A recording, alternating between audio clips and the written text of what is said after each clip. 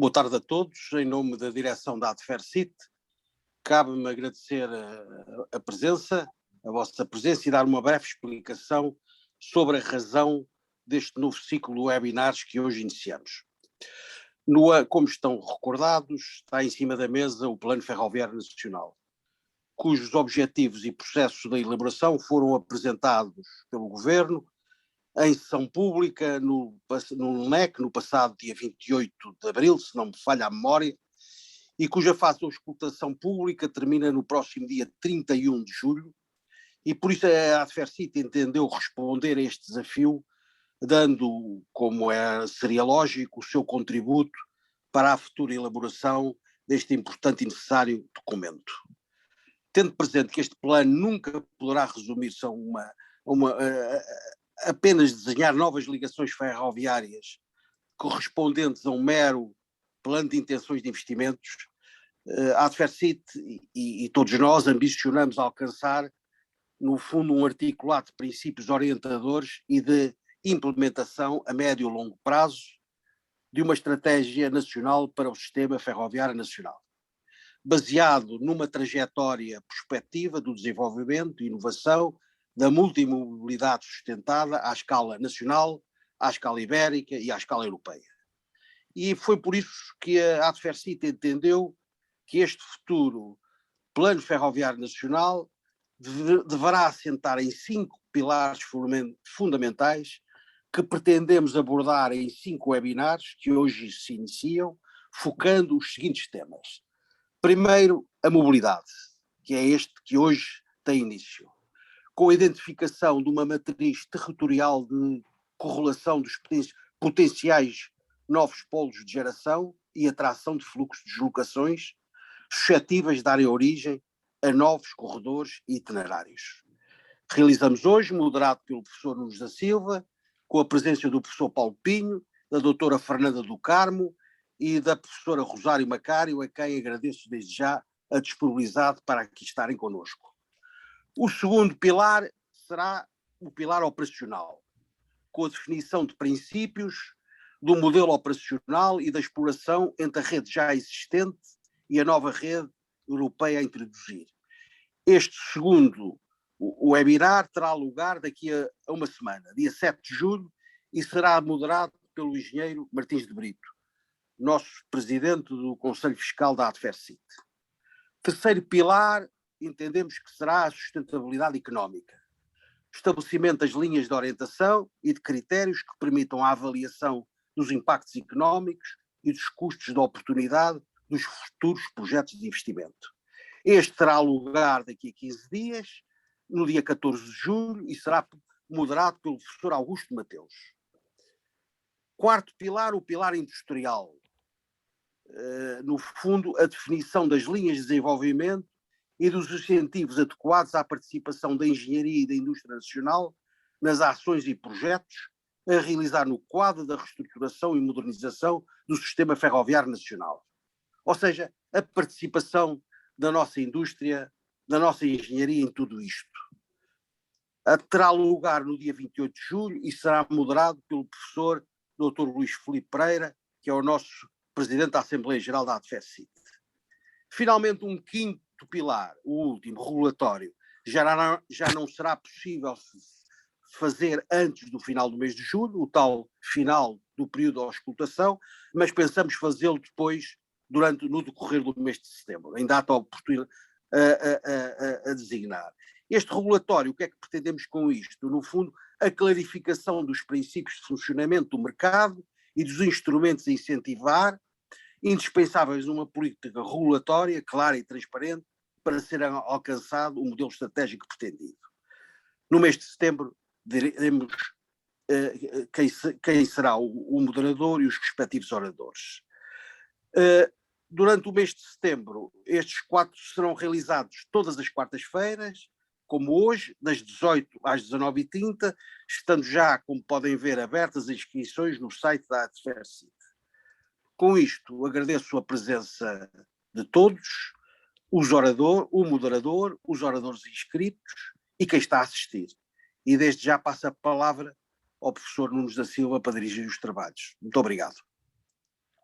Muito obrigado, Tomás Leiria Pinto, e em primeiro lugar felicitar a Adfersit por manter-se sempre oportuna e acima do acontecimento.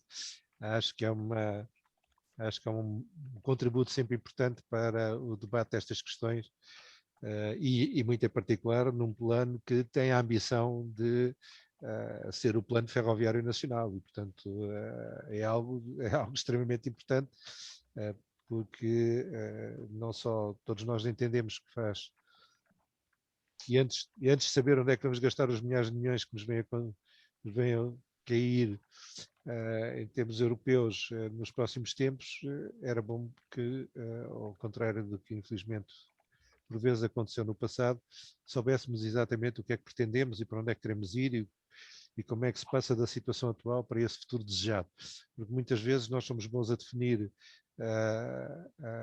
a análise e o diagnóstico da situação existente, somos muito bons a definir aquilo que gostaríamos que fosse o futuro impecável, sem qualquer tipo de problemas, e depois não sabemos gerir a transição de um lado para o outro, e muitas vezes isso tem sido responsável por alguns falhanços. Não tem a ver nem com a nossa capacidade de análise e diagnóstico, nem com a nossa capacidade de fazer propostas coerentes e de propostas com interesse para o futuro, mas exatamente na gestão da transição. Ora, por outro lado, não queria deixar de salientar e de referir com muito agrado que este primeiro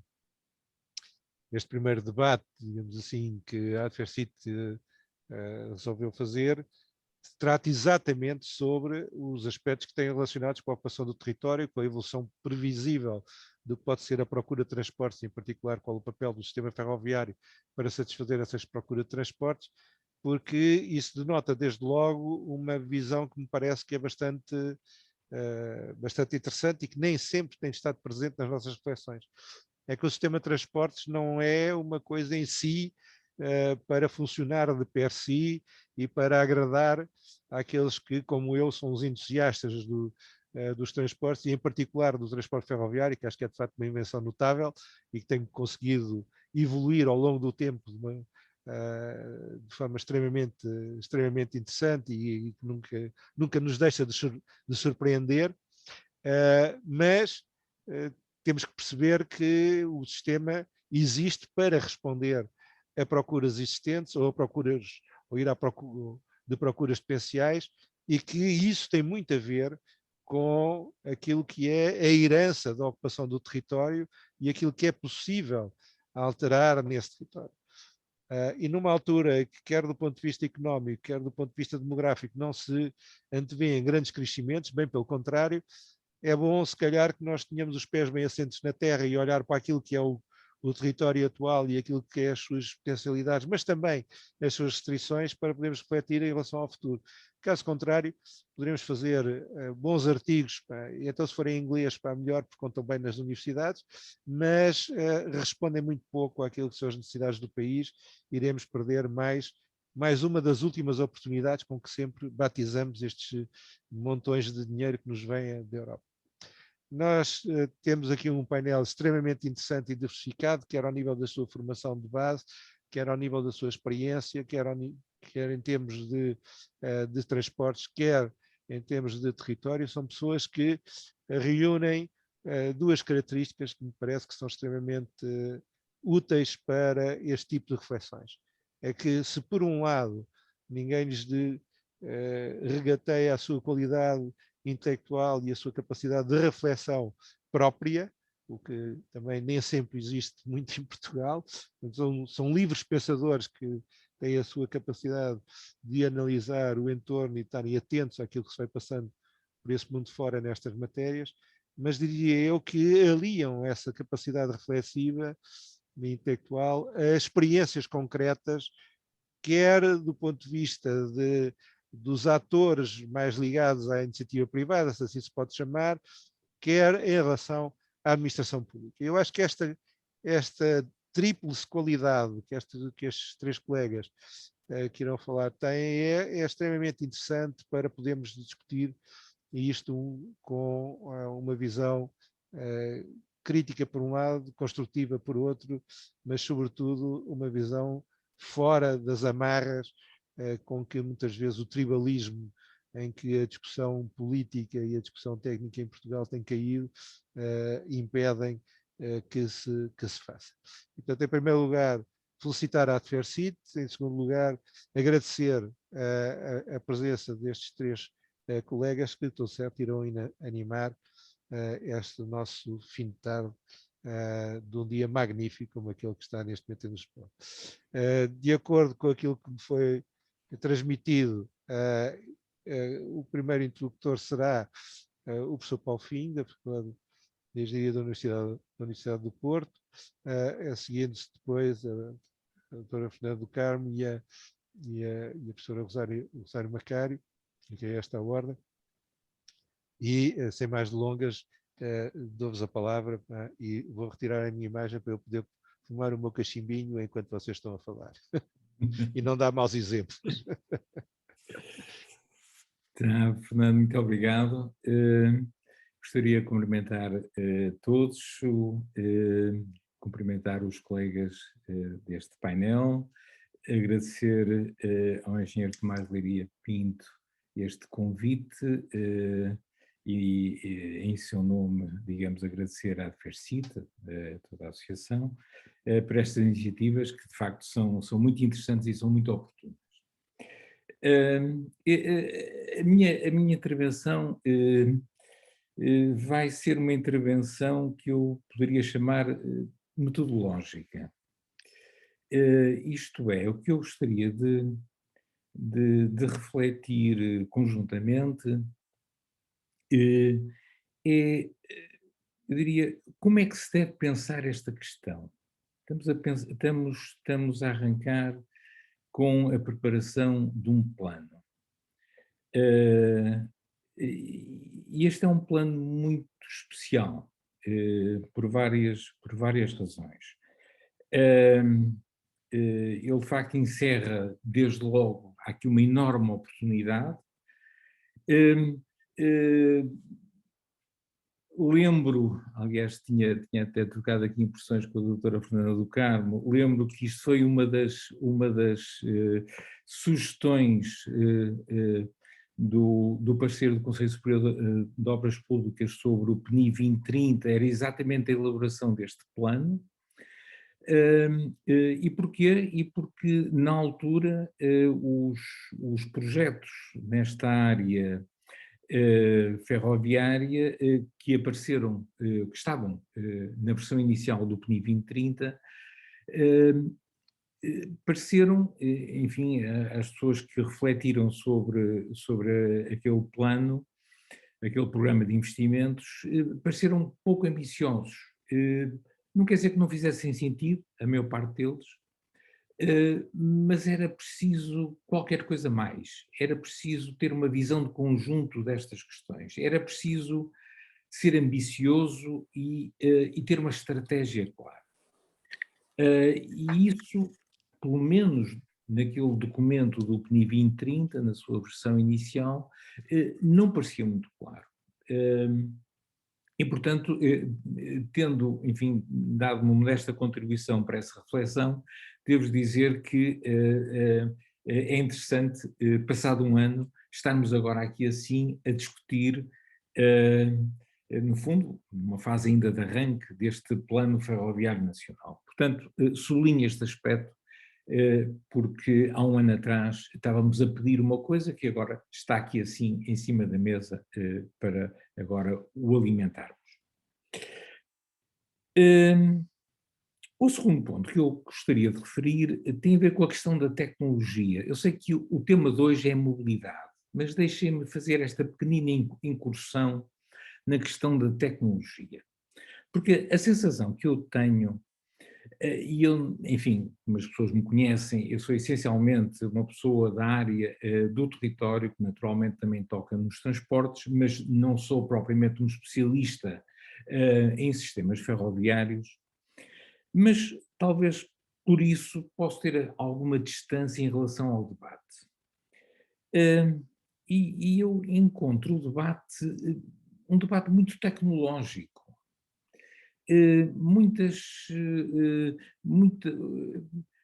digamos, muitos detalhes sobre as opções tecnológicas.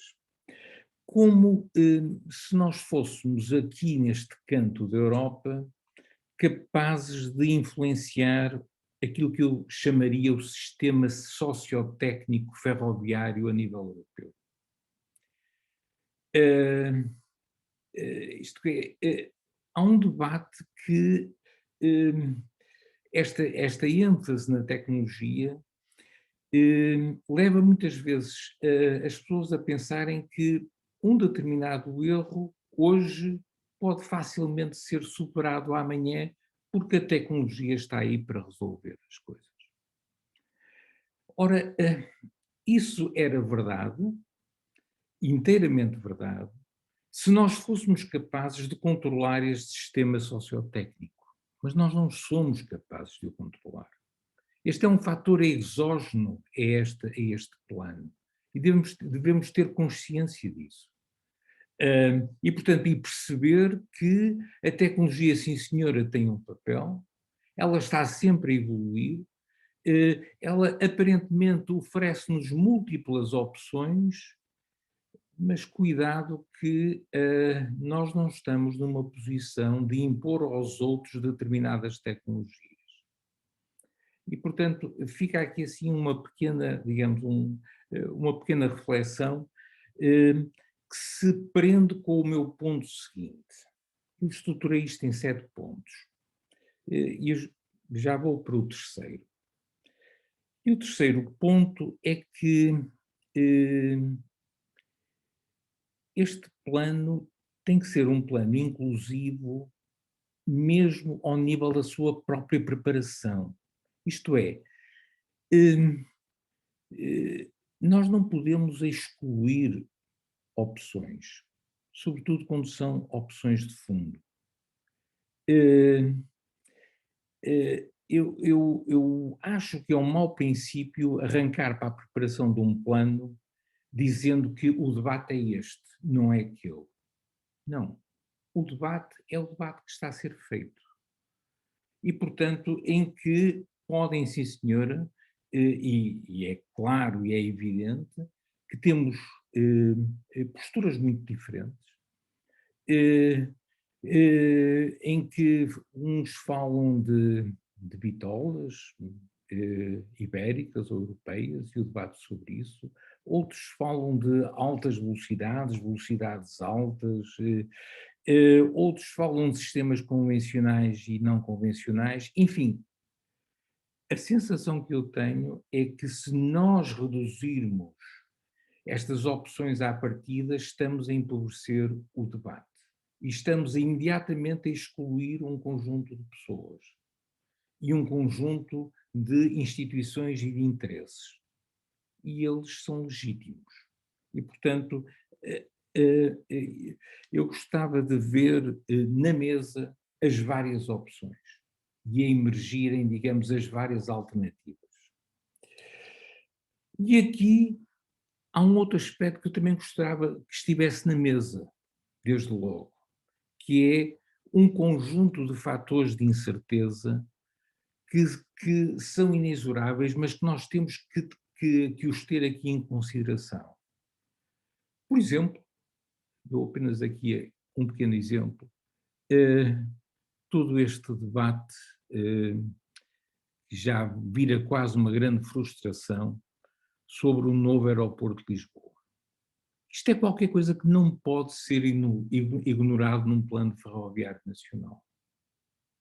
Sabendo nós que não temos solução para isto, pelo menos consensualizada. Mas também sabemos que só há 3 ou 4 possíveis opções. E essas têm que fazer parte do debate. Nós temos que ser capazes de encontrar uma solução que, se a opção não for esta, temos aquela solução. Se a opção for a outra, temos a outra. Portanto, nós não podemos ignorar estes aspectos. A outra questão, que eu admito que a doutora Fernanda do Carmo vai abordar a seguir com muito maior profundidade, e que, aliás, o Fernando Nunes da Silva já referiu assim en passant, é o primado do território em todo este debate. Isto é para o território, isto é para as pessoas, isto é para as cidades. E temos que perceber que temos aqui um país que, de uma forma muito resumida, e o Penopote dá aí assim uma excelente visão, é um país metropolitano e um país policêntrico. E estas duas realidades têm que conviver. E estas duas realidades apontam para soluções em termos de desenho significativamente diferentes.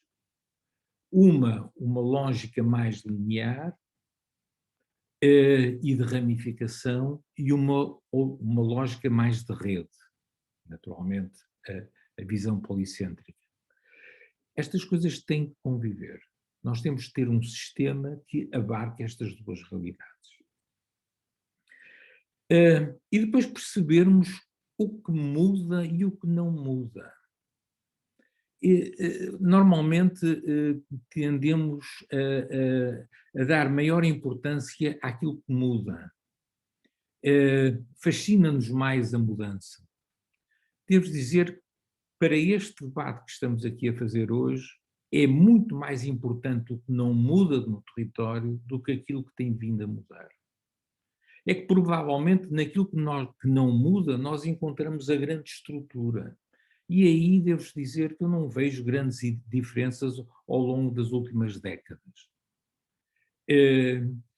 Pelo contrário, até vejo uma grande estabilidade, o que aliás nos ajuda. E se introduzirmos agora o elemento que também o Fernando passou rapidamente da estagnação demográfica, então aí assim temos que nos agarrar exatamente àquilo que temos, porque esse é o ponto de partida e provavelmente será o ponto de chegada. A outra questão é que, enfim, estamos no domínio dos transportes, claro. E, portanto, o sistema ferroviário é um dos sistemas, entre os outros sistemas de transportes. E há aqui, assim, uma articulação com mais dois que é perfeitamente essencial, e toda a gente sabe isto, quase que, perdoem-me esta banalidade, mas eu de vez em quando acho que vale a pena frisar algumas banalidades. É que ferrovia, portos e aeroportos, isto tem que estar tudo alinhado, sem concessões, porque as concessões são perdas. E são perdas que ficam para sempre. E temos que perceber o que é o essencial e o que é o acessório. E para aqui o que é essencial é perceber os portos, os aeroportos e a ferrovia. E tudo isto está diretamente ligado. Um outro ponto, já vou no meu ponto 6, portanto estou já quase a acabar, é sobre a questão das escalas, quer em termos espaciais, quer em termos temporais. Quando nós analisamos um problema, e por exemplo, esta questão de um serviço de ferrovia, se o analisamos à escala regional, nós provavelmente encontramos uma determinada solução. Se passamos do regional para o nacional, a solução já é diferente. Se deixamos o nacional e olhamos para o espaço ibérico, a solução é outra ainda. E se olharmos para o espaço europeu, a solução ainda será outra.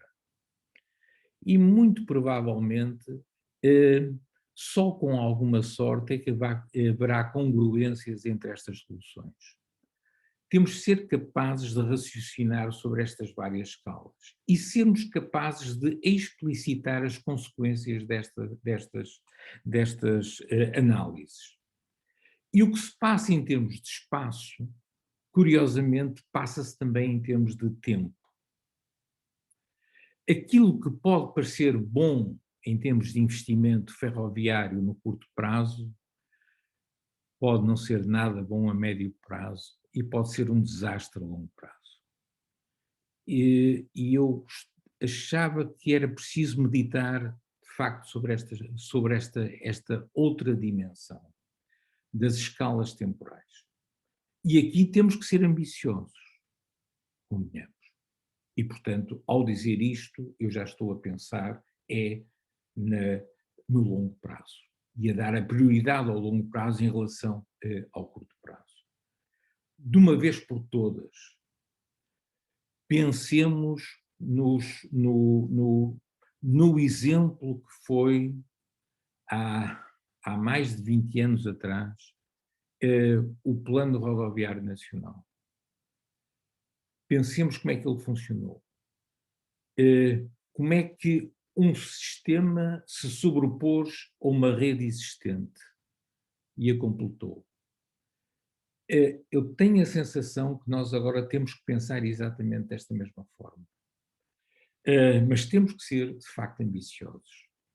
Ora bem, salto agora para o meu último ponto, o ponto 7. Tudo isto tem implicações em termos metodológicos, em termos de como é que se faz um plano tão complexo assim, e ainda por cima com um tempo muito limitado. A sensação que eu tenho é que as metodologias mais correntes que nós temos à nossa disposição, mesmo as análises multicritério mais sofisticadas, não são solução para este plano. Curiosamente, eu encontro nas metodologias que têm sido desenvolvidas mais recentemente associadas às questões das alterações climáticas, muitas mais parecências e, eu diria, relevâncias do que nas nossas metodologias tradicionais. Estou-me a referir especificamente às metodologias adaptativas, ao planeamento adaptativo, à capacidade de incorporarmos diversas opções, de sermos capazes de desenhar soluções genuinamente alternativas e contrastantes, sermos capazes de as avaliar, sermos capazes de incorporar a incerteza. E devo dizer que há bons exemplos aí, basta olhar para o lado. Por razões completamente diferentes desta, associadas aqui à mobilidade e aos transportes e à ferrovia, eu tive que analisar com algum detalhe, porque estava a acompanhar a preparação de uma tese de doutoramento, de aplicações destas metodologias de planeamento adaptativo em 2 grandes trabalhos a nível internacional. Um sobre a gestão da bacia do Tamisa, portanto, em Inglaterra, e um outro sobre o grande projeto Delta, na Holanda. Estas metodologias parecem-me essenciais se nós queremos, de facto, abarcar toda a complexidade que temos pela frente e que vai, de facto, muito para além do debate meramente tecnológico ou o debate dos traçados, porque é gerir a incerteza, digamos, é gerir os tais fatores exógenos que nós não temos capacidade de controlar, mas que temos que ser capazes de incorporar no nosso exercício de planeamento. É aí que está e que pode fazer a diferença. Enfim, para já, nesta primeira intervenção, ficaria por aqui. Muito obrigada pela atenção.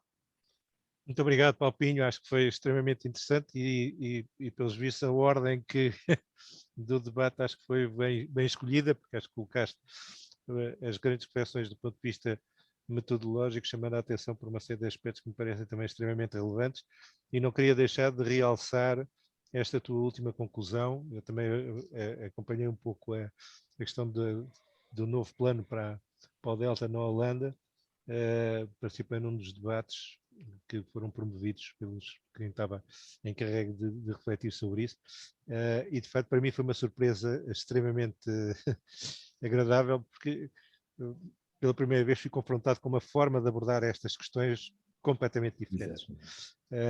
E de facto aquilo que estava em cima da mesa era qual é o futuro desejável que nós queremos, e a partir daí é que nós vamos deduzindo os vários elementos que são necessários para poder, pelo menos, criar as condições para que ele seja possível. Depois, se conseguir ou não, isso depois a história o dirá. Mas, pelo menos, criar condições e não criar obstáculos a que isso aconteça. Acho que foi muito interessante a tua abordagem. Queria dar agora a palavra à Fernanda do Carmo para continuarmos nesta primeira ronda entre os vários palestrantes. Muito obrigado, Fernanda. Obrigada. Eu quero, em primeiro lugar, agradecer à Aftersit o convite, ao engenheiro Tomás Laria Pinto, e felicitar estas iniciativas. Eu já estive numa iniciativa anterior. O que vou dizer hoje não é muito diferente do que disse naquela altura, mas agora com um enquadramento diferente aqui no tema da mobilidade. E quero também cumprimentar aqui o professor Nunes da Silva e os meus colegas oradores, o professor Paulo Pinha, a professora Rosário Macário, e vou abrir aqui a minha tela para tentar partilhar uns slides, são mapas do PNPOD, que eu gostaria de ter como referência. Muito bem. Portanto, o professor Paulo Pinho já mencionou, nós congratulamos com esta iniciativa do Plano Ferroviário Nacional, tanto mais que no âmbito da elaboração, da aprovação e da discussão que envolveu a aprovação do Programa Nacional da Política de Ordenamento do Território, relembro para quem está um bocadinho mais longe desta matéria do território, que ele foi concluído e aprovado pelo Governo no final de 2018 e depois aprovado pela Assembleia da República em 2019. E no âmbito dessa discussão, a questão da mobilidade no geral, mas a questão da ferrovia em particular, foi um dos temas, enfim, que debatemos fortemente e que discutimos como enquadrar neste instrumento de referência para o território, que é este Programa Nacional. A nossa opção foi muito clara, foi de facto não termos aquela tentação, aquele desejo de começar a desenhar traçados e linhas, e considerar que de facto é fundamental ter aqui uma abordagem territorial, recomendar a elaboração de um instrumento estratégico que pudesse, enfim, enquadrar, discutir, propor cenários de desenvolvimento para esta temática da ferrovia, e deixar em aberto que o território pudesse ser uma âncora para a reflexão e para as decisões que vão ser tomadas no âmbito deste setor. Trago aqui um slide, que aliás são três imagens, que decorrem dos diagnósticos que foram feitos no âmbito do Programa Nacional da Política de Ordenamento do Território, e estes slides que trago são relativos a polaridades e deslocações, é uma seleção de três, podiam ser outros, mas eu acho que estes são bem elucidativos daquilo que são as nossas grandes preocupações territoriais no domínio da mobilidade. Um primeiro, este mapa que está aqui em tons de azul, que tem a ver com a utilização do automóvel nos movimentos pendulares, e aqui faço apenas uma nota, enfim, em termos de informação disponível, de indicadores nestas matérias, eles são sempre escassos, basicamente nas questões das deslocações, casa-trabalho ou casa-escola, enfim, nas deslocações regulares, a informação que temos vem do censo, não é? E, portanto, enfim, embora nas áreas metropolitanas tenha havido, enfim, nos tempos mais recentes, alguns inquéritos à mobilidade muito pertinentes e importantes, mas para o todo nacional, efetivamente, esta é a informação que temos. Estamos agora numa época de censos e com expectativa vamos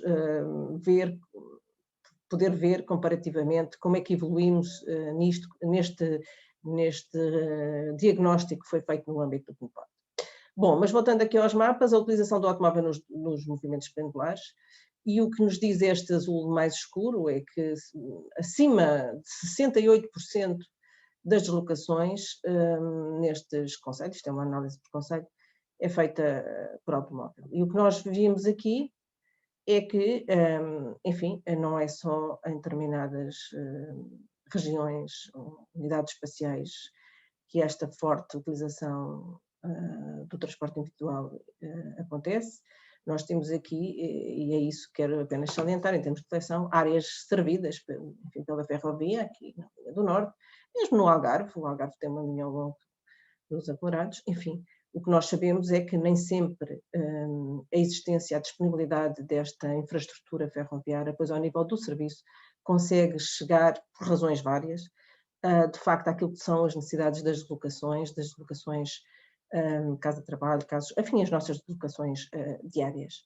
Naturalmente, na linha do Norte, porque sabemos os condicionamentos todos que temos e as necessidades de longa distância, não conseguimos chegar aos serviços de proximidade, e no Algarve também conhecemos o desfazamento que hoje existe entre as centralidades urbanas e aquilo que é, enfim, as estações e a funcionalidade. E, portanto, só para chamar essa atenção, isto porque temos um paradigma, enfim, que temos que enfrentar, que é a mudança radical nos nossos modos de deslocação. Tem a ver com as alterações climáticas, com a descarbonização, com os nossos novos modelos de proximidade, entre aquilo onde residimos, onde trabalhamos, onde estudamos. E, portanto, obviamente que a ferrovia não é a solução para todas as locações, de todo, mas de todo. Sabemos que temos territórios com cargas humanas baixa densidade, e que não tendem a melhorar, antes pelo contrário. No final apresentarei aqui um slide em que as perspectivas para o futuro não são no sentido do retorno da população a determinados territórios, mas a verdade é que há aqui uma interação entre modos de transporte, em que, por vezes, a ferrovia pode ser a âncora fundamental, mas a sua articulação com os outros modos, com os outros sistemas de mobilidade, e que vai desde a viária, em transporte coletivo, mas àquilo que hoje designamos por modalidades de transporte a pedido, de outras organizações, de outras formas de organização da prestação do serviço de transporte que temos necessariamente que adotar em determinados territórios. Aqui o segundo mapa tem a ver também com a análise dessas deslocações e com a criação daquilo que chamamos comunidades de deslocação, ou seja, as cores mostram estas comunidades. Isto no fundo, enfim, as circunferências são proporcionais à população que trabalha, do concelho, que trabalha e reside no concelho, mais a população que vem de fora trabalhar ou estudar no concelho. E estes fluxos, movimentos de mais de 100 movimentos, estas linhas, mostram-nos claramente onde é que estão as relações do sistema urbano e que envolvem as áreas metropolitanas com as polaridades envolventes, algumas de grande distância, como é que elas se organizam para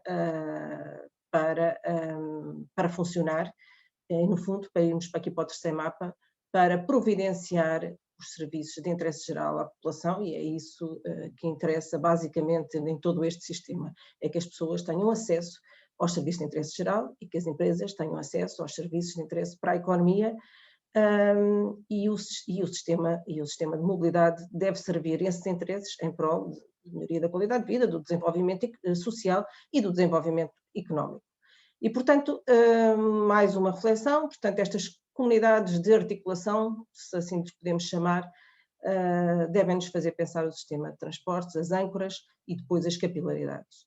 O terceiro mapa, também vindo do diagnóstico do PNUPOT, é uma agregação, no fundo são isócronas, em que mostram o acesso aos serviços de interesse geral. Não é um serviço em concreto, nós temos mapas parcelares, resultantes desse diagnóstico, mas este mapa é um mapa que faz um indicador composto com 8, no fundo o acesso é a acessibilidade a 8 tipos de serviço.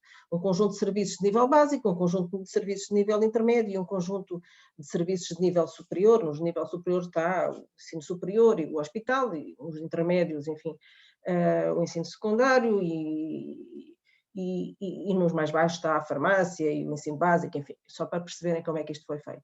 Desse índice composto, e vendo depois a acessibilidade, mais uma vez aqui, não é a acessibilidade em transporte, é a acessibilidade, enfim, por disponibilidade de deslocação a partir daquilo que são as capilaridades rodoviárias. Aqui só temos em conta a rodovia, Nós percebemos que há áreas do país com grande acessibilidade, que estão a 5 minutos dos serviços básicos, a 10 minutos dos serviços intermédios, até 15 minutos dos serviços de nível superior, e que têm este resultado, e outras que estão aqui no ponto oposto, neste azul, que são áreas que estão completamente fora deste sistema, onde teremos que chegar, onde teremos que chegar certamente a partir das âncoras, onde estarão os serviços de interesse geral e os serviços de interesse à economia, a partir das âncoras, certamente com esses modelos de mobilidade, de transporte a pedido, de transporte suave, enfim, outras modalidades que há umas décadas atrás não pensávamos e que hoje são fundamentais para servir, para conseguir que os 75% do território que não está nas grandes áreas de concentração de massa humana e de atividades humanas, possa também ter um nível de vida e condições equivalentes aos demais cidadãos. E, portanto, estas são, do diagnóstico, realidades, não é? No fundo, evidências territoriais. O que eu estou aqui a mostrar são evidências territoriais, como digo, com indicadores datados, da informação disponível, mas que nos devem ajudar a refletir sobre a mobilidade e como é que as diferentes formas de mobilidade se relacionam e depois como é que elas se podem alicerçar numa espinha dorsal, num sistema estruturante como é o da ferrovia e que obviamente só poderá chegar a centralidades com massa crítica suficiente para justificar e manter esse nível de serviço. Passando do diagnóstico para os modelos territoriais, o modelo territorial do PIMPOT foi elaborado com base em vários sistemas territoriais, para chegarmos depois a um mapa síntese, e eu trouxe aqui só alguns deles, porque são os que mais interessam para esta discussão: o sistema económico, o sistema urbano e o sistema de conectividades. Portanto, isto já é a proposta, no fundo já estamos no modelo territorial, como é que nos posicionamos neste modelo territorial, e começo aqui pelo mapa da esquerda, no sistema económico. Isto é um mapa prospectivo, mas é um mapa que, se olharmos para ele, e como várias pessoas nos disseram na discussão pública, mas este mapa é um mapa de caracterização ou de proposta? Bom, obviamente que ele é um mapa propositivo, mas é um mapa que, como estava o professor Paulo Pinho a referir, e também o professor Nunes Correia referiu isso, nós temos, em termos territoriais, nós temos um passado, não é? Nós não estamos aqui a planear aquilo que desejávamos ter livremente. Nós queremos, temos um passado, temos realidades, temos estruturas territoriais implantadas, temos uma urbanização que é o que é, cresceu de determinada forma, temos atividades económicas implantadas no território e temos que olhar para elas, ver como melhor as podemos servir e melhorar e depois como é que podemos evoluir para o modelo que queremos. Portanto, aqui neste mapa do modelo económico, nós temos aqui as grandes áreas de concentração de serviços, comércio e serviços. Naturalmente, aqui a área metropolitana de Lisboa, eles sobressaem, na do Porto também existem, mas como o peso da estrutura, da dinâmica industrial é muito forte, sobressai aqui toda a estrutura, o arco industrial aqui da região norte. Conseguimos ver onde é que está o turismo, as atividades económicas bem relacionadas com o turismo, como aqui no Algarve e como outras aqui na região centro. Conseguimos ver que temos um país, de facto, onde a atividade agrícola e agroflorestal é predominante, mas diversa. Conseguimos ver aqui no meio esta forma, aqui em quarto crescente, que tem a ver com a área onde está concentrada a floresta até os territórios vulneráveis da floresta, assim os designamos, vulneráveis, porque estão muito vulneráveis aos fenómenos dos incêndios rurais e têm problemas de gestão de racionalidade económica até, e estão aqui a silvicultura, está aqui as indústrias da madeira, estão aqui um conjunto de realidades importantes, onde temos que agir, que é uma emergência agir neste território, no sentido de o tornar mais resiliente e com potencial produtivo mais elevado. Mas temos aqui as centralidades urbanas, que estão aqui bem evidentes, as cidades médias do interior, muitas delas coincidentes com as velhas capitais de distrito, já não temos distrito, mas ficaram lá as âncoras, têm um conjunto de funções, tiveram um conjunto de investimentos ao longo do tempo, e são estas cidades, não são as únicas, há aqui outras que não fazem parte deste universo das capitais, mas no geral as capitais estão cá todas, as antigas capitais, e são estas centralidades que, em termos de atividade económica, de concentração de população e de capacidade de atração de serviços, os tais serviços de interesse geral e de interesse para a economia, depois, nas suas relações com os outros centros, com os outros centros de menor dimensão, podem fazer uma estrutura interessante e reforçada para o desenvolvimento territorial do país. Importa aqui referir que a lógica do PNPOT, na sua lógica de competitividade externa e de coesão interna, o que nos vem dizer é: temos que alargar a base económica, a base territorial, temos que alargar a base territorial da competitividade, ou seja, nós temos que trazer para os territórios de competitividade outros territórios que hoje estão marginais e estão neles, estão nessa situação, estes territórios a que nós que são de baixa densidade e que muitas vezes designamos por interior. E que muitos deles não são tão interior quanto isso, até porque o país tem uma reduzida dimensão e, portanto, não será essa a questão principal. Portanto, é aqui que temos que nos organizar no reforço das centralidades e no reforço da mobilidade estruturante ao nível nacional, não daquela mobilidade micro, não é desta que eu estou aqui a falar. No sistema urbano, o que queria aqui relevar é que, para nós, as áreas metropolitanas, nós não detalhamos muito. As áreas metropolitanas, para nós, são um ecossistema próprio, onde a mobilidade tem que ser pensada a nível de planos intermunicipais, aliás, planos metropolitanos de mobilidade, têm que ser vistas como um todo, não é possível fazer isto de outra forma, andar aqui a detalhar, e tem que ser vista à escala própria, que é a escala metropolitana, ou à escala regional também, nas suas interações com o território envolvente.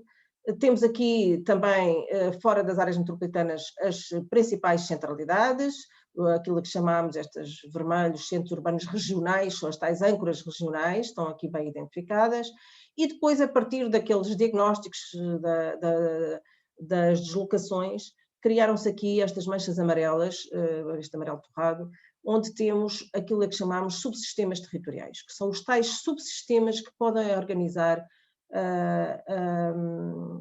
no fundo, o acesso e a providência dos tais serviços de interesse geral. E temos aqui vários tipos de subsistemas territoriais.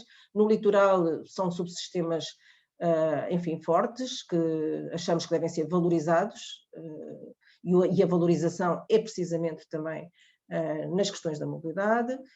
Depois temos outros a consolidar, que enfim, eles estão organizados, mas precisam de um reforço, aqui com as novas formas de mobilidade certamente, e depois com as âncoras, nomeadamente ferroviária, e outros a estruturar, que são aqueles em que, como temos aqui no Pinhal Interior, ou aqui no Douro Internacional, nesta zona toda do Douro, que não encontramos uma centralidade que organiza aquele espaço, que é ainda mais preocupante. Portanto, são espaços que têm que ser mesmo intervencionados e reestruturados, de forma a que haja capacidade destes territórios contribuírem para o tal modelo de competitividade nacional. Por fim, aquele que parece mais relacionado com o tema, o sistema de conectividade do modelo territorial. Neste PNPOT, nesta revisão, nós trouxemos a conectividade cinzenta e a conectividade verde e azul para o mesmo mapa, porque achamos que era relevante dar-lhe essa expressão. Isto causou bastante surpresa e até alguns reparos. Para nós consideramos que foi importante trazer estas conectividades, porque as conectividades de facto não são só as das infraestruturas. Cada vez mais temos que relacionar estas diferentes conectividades, mas o que aqui está bem expresso ao nível nacional é nos corredores rodoviários e ferroviários. Aqui não se vê bem, mas eles estão aqui sobrepostos, são mistos, estão aqui identificados, são os grandes corredores de articulação internacional. Não temos aqui detalhada a malha interna ao nível da ferrovia. Preconizámos este plano ferroviário nacional para avaliar como é que esse serviço podia ser melhor proporcionado. Portanto, fomos aqui no PNPOT apenas expressar essa conectividade nacional na sua ligação à Europa, internacional, mas está aqui bem patente a ligação entre os portos, os aeroportos, pelo menos os existentes, e a ferrovia e a rodovia principal. Pronto, este é o sistema de conectividades macro, que pretende servir estes sistemas, e o que diríamos é que este plano ferroviário nacional deveria, de facto, dentro daquilo que concordo completamente que estava a dizer o professor Paulo Pinho, de ter aqui uma abordagem de flexibilidade, de alternativas e de cenários, até de cenários em cima da mesa, o cenário A, o cenário B, a alternativa A ou B, para irmos gerindo ao longo do tempo, não tendo um plano logo à partida, absolutamente dirigista, isto é para fazer nos próximos 20, 30, 40 anos. Hoje não temos essa possibilidade, a incerteza é muitíssima e, portanto, teremos que encontrar outras formas de planear e não aquele planeamento a que estávamos habituados, nomeadamente o planeamento setorial, portanto, com essas nuances todas que é preciso introduzir.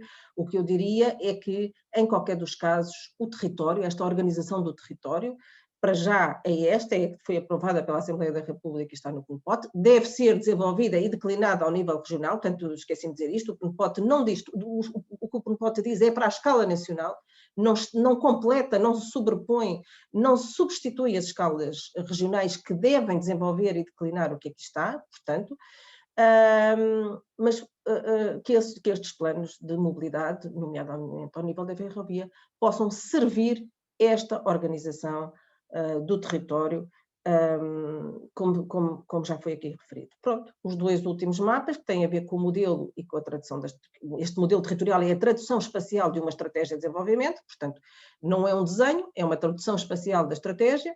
Ele está aqui, no fundo, é uma síntese daquilo que fomos vendo ali naqueles 3 mapas que trouxe do modelo económico, do sistema urbano e das conectividades, e depois também tem a parte do sistema natural, que eu não mostrei aqui para este efeito, e do sistema social.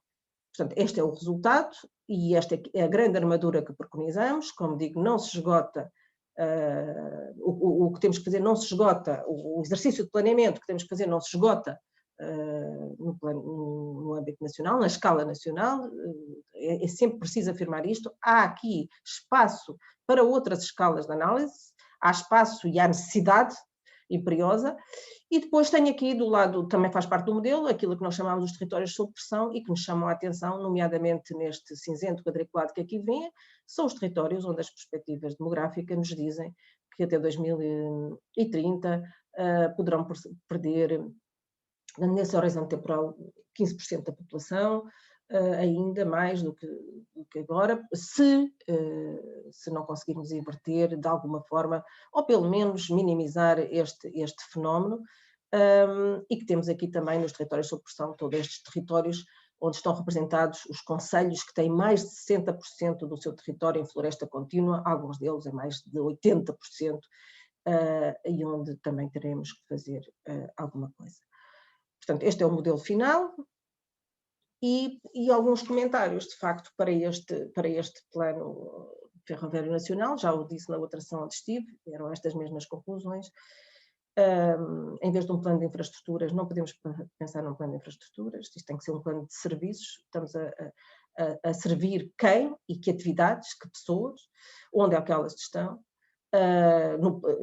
que serviço temos para a nossa integração ibérica e europeia, das visões segmentadas para uma visão integrada, ou seja, isto é um plano ferroviário nacional, mas não pode ser uma visão apenas num segmento, ela tem que ser integrada com vários segmentos, com vários modos de transporte. Não quer dizer que tenha que planear tudo, tem que ter em consideração, de alguma forma, as visões têm que ser integradas, e da abordagem setorial também, para uma abordagem do território, que foi aquela que eu tive aqui a mostrar como referencial.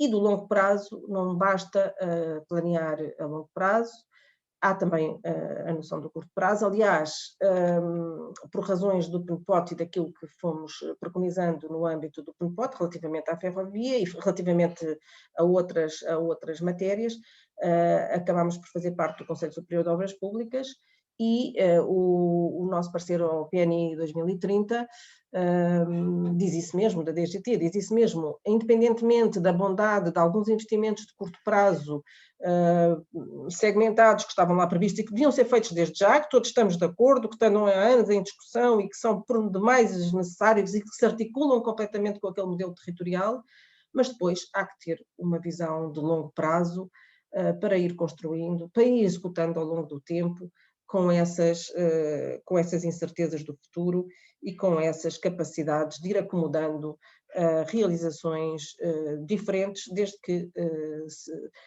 tendam para o mesmo caminho para chegar ao tal futuro desejado, que é este futuro de um território mais desenvolvido e mais coeso. Muito obrigada. Muito obrigado, Fernanda do Carmo. Acho que foi extremamente útil trazer-nos a nós aqui e recordar-nos aquilo que são as matrizes estruturantes e que são estruturais do próprio território e aquilo que é a sua inércia, que é bom termos sempre presente para não deixarmos de ter os pés bem assentes na terra, senão não conseguimos fazer as coisas, bem como a essas últimas reflexões sobre as dicotomias que, em alguns casos, terão que ser objeto de opção política clara e não empurrar com a barriga para que na prática depois nada se decida, ou que têm que ser articuladas, porque ambas existem. Não é? Umas são claramente de opção, como as três primeiras, digamos assim, em que a lógica da infraestrutura só por mero acaso é que coincide, ou sobretudo nas situações em que as coisas já estão de tal maneira definidas que praticamente não se conseguem modificar, pelo menos num prazo que ainda seja suscetível de ser perspectivado, ou a de serviços, o ser mais integrado, ou ser uma abordagem muito segmentada, setorial ou muito agarrada ao território, e as outras coisas que exigem uma articulação, como muito bem disse, entre aquilo que é o curto prazo e aquilo que é o longo prazo, em que as duas coisas têm que ser coerentes, mas cujo tempo, como falou o Paulo Pinho, a escala temporal é diferente, não é contraditória, mas deve ser articulada e deve inserir a mesma coerência. Muito obrigado. Daria agora a palavra à professora Rosário Macário para fazer a sua exposição. Obrigada. Boa tarde a todos. Antes de mais, agradecer o convite da ADFER para estar aqui presente e vou partilhar aqui o ecrã. Estes são os meus gatos, portanto não fazem parte da apresentação. Suponho que estão todos a ver os slides neste momento. Não estão, um minuto.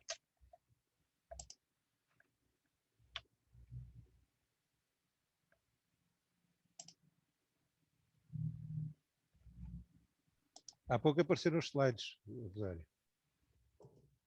Ok.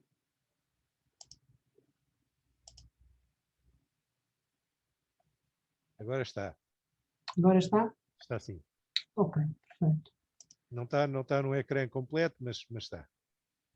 Mas agora está no ecrã completo? Está sim, senhor. Ok. Muito bem. Então, na sequência das duas apresentações muito ricas que já foram feitas, e efetivamente a sessão está bem organizada, porque as apresentações são todas muito complementares. Já percebemos, obviamente, que do meu título o muito mais já está parcialmente explicado, não é? De qualquer forma, nunca é demais percebermos o que é que o muito mais pode querer dizer. E começando por aquilo que é mais próximo ou que é mais operacional, obviamente que a importância da ferrovia é muito importante no transporte de mercadorias, que está em crescimento. é muito importante na mobilidade de passageiros, que tem um crescimento mais tímido no urbano e no suburbano, mas mais forte no longo curso. Mas também é muito importante como fator de competitividade da própria economia portuguesa, nomeadamente naquilo que se relaciona com os portos, com os aeroportos, com os portos, com os polos logísticos, com as grandes indústrias em geral e mesmo até pela redução de custos e pela potencial redução de dependência das energias fósseis. E, portanto, o muito mais alarga-se de uma forma muito significativa. E, portanto, a ferrovia é um elemento estruturante do território e penso que isso é consensual e ninguém tem muitas dúvidas. E ela é tão mais estruturante do território quanto melhor for integrada em opções intermodais pela própria acessibilidade e coesão territorial que vai proporcionar. Portanto, estamos perante um agente que é, na verdade, um agente de combate à redução dos impactos ambientais e das alterações climáticas. Portanto, a primeira pergunta que me ocorre fazer, pensando no Plano Ferroviário Nacional, é, de facto, uma reflexão sobre qual é o papel da ferrovia no desenvolvimento económico e social de Portugal, face aos desafios da sustentabilidade. Sendo certo que é consensual que todos percebemos que é um papel forte, mas precisamos de ir um pouco mais fundo e percebermos o que é que esse papel quer de facto dizer. E desde logo a ferrovia tem uma característica que é o sistema ferroviário nacional é um sistema de vários elementos. Tem infraestruturas, tem material circulante, tem estações, tem manutenção, tem conectividade intermodal, tem cobertura de rede, tem serviços oferecidos. E isto tudo é, de facto, o sistema ferroviário nacional. Portanto, quando falamos em fazer um plano, e de alguma forma aqui estou muito de acordo com aquilo que o professor Paulo Pinho já referiu, o plano deve começar por uma visão estratégica. E uma visão estratégica de futuros possíveis.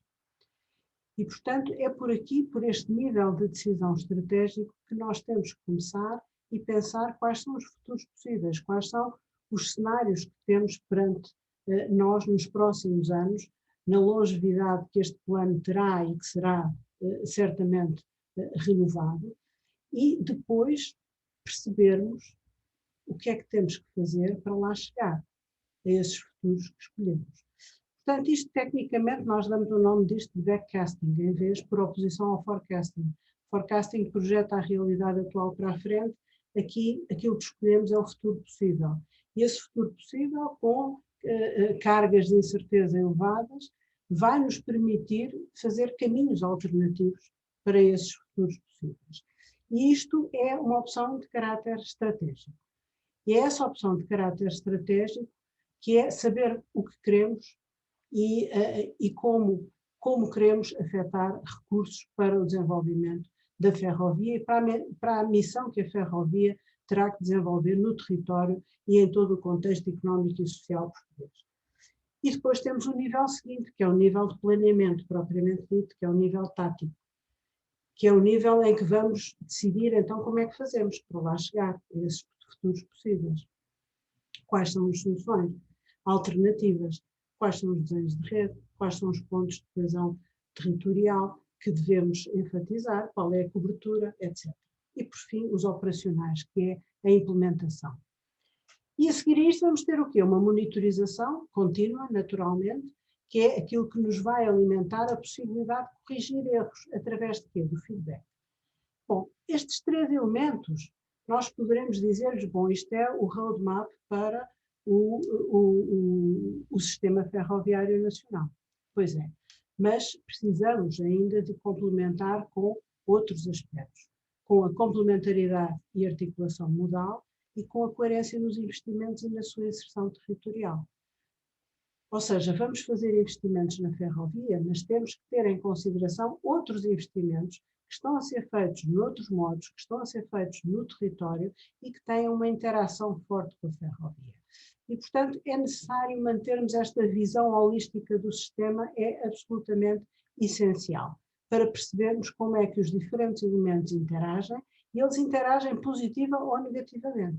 E também para percebermos que há uma enorme interdependência entre os níveis de decisão. Aquilo que decidirmos ao nível estratégico vai afetar o nível tático. Aquilo que formos capazes de fazer melhor ou pior ao nível tático vai afetar a nossa capacidade de concretizar os objetivos estratégicos. Portanto, temos aqui um sistema complexo que deve ser objeto de uma visão estratégica, mas uma visão estratégica que não deve ser construída com base numa projeção do dia de hoje para daqui a 20 ou 30 anos, não. Deverá olhar o futuro com as muitas variantes que esse futuro vai ter, os futuros possíveis, e então percebermos o que é que nós vamos querer que esse futuro seja. E há muitos desafios pelo caminho. Desafios de carbonização, desafios de inversão demográfica, estamos perante esse desafio já, portanto, com a inversão da pirâmide etária. Portanto, tudo isto são desafios que vão configurar futuros possíveis muito diferentes. Então, o que é que nós podemos esperar, ou o que é que nós devemos esperar de um sistema ferroviário nacional? Basicamente 4 atributos: que ele seja robusto, que seja estável no longo prazo e que seja um contributo efetivo para a sustentabilidade. Também devemos esperar que ele seja adaptável e, portanto, que tenha a capacidade de adaptar os seus serviços e que seja capaz de acompanhar a evolução dinâmica das necessidades da procura, quer de passageiros, quer de mercadoria. E essas necessidades vão variando, não são rígidas. Não são rígidas e variam também com as oportunidades que são oferecidas pelas novas tecnologias. A ferrovia não é tecnologia, mas a ferrovia tem uma grande dependência da tecnologia. E, portanto, a tecnologia oferece oportunidades que têm que ser enquadradas na evolução do próprio sistema. Obviamente que precisamos que seja eficiente, que tenha elevada produtividade e uma perspectiva de valor económico e social, que não pode estar ausente. Mas também tem que ter diversidade, porque tem que dar capacidade de resposta às aspirações de diferentes segmentos de clientes. A ferrovia não tem um cliente, por mais leal que alguns clientes sejam à ferrovia, e essa é de facto o padrão da nossa ferrovia, mas temos que pensar em diferentes tipos de serviços que servem diferentes segmentos, e esses diferentes tipos de serviços podem ser suportados por recursos próprios ou por parcerias de valor acrescentado com outros modos. Agora, todos estes atributos, estes 4 atributos, eles têm que ser pensados perante futuros possíveis, e é o tal backcasting. E na escolha de futuros possíveis, nós temos que encontrar a solução tática ou a opção tática de o que é que queremos fazer para lá chegar, tendo em consideração que estes 4 atributos são fundamentais. Vamos ver agora um pouco os números e aquilo que temos hoje. Desde 2010, esta é a evolução recente da procura, de acordo com a informação que temos no Pordata. Do lado dos passageiros, o urbano e o suburbano têm vindo a crescer timidamente até 2018. 2018 para 2019 deu um salto muito significativo e não temos dados de 2020, mas certamente haverá aqui uma queda devido à pandemia. Mas, portanto, estávamos num percurso ascendente, tímido até 2018, aqui com um salto muito significativo.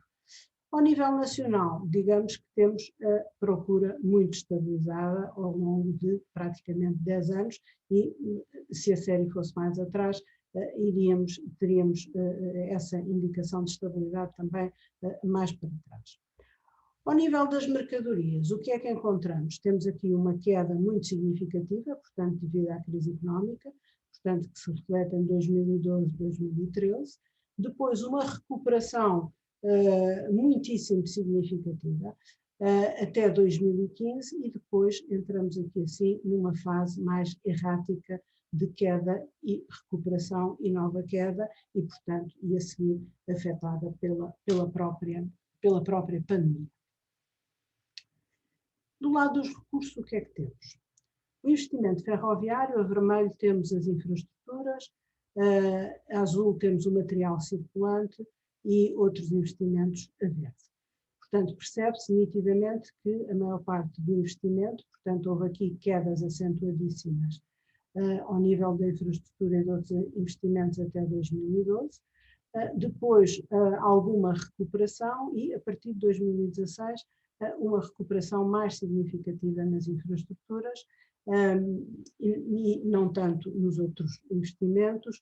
E, ao nível do material circulante, temos aqui um pico em 2015 e depois quase uma estagnação. O que é que aconteceu à rede? Bom, a rede tem estado totalmente estagnada, como sabemos. Portanto, quer do ponto de vista da rede explorada, quer do ponto de vista da rede desativada.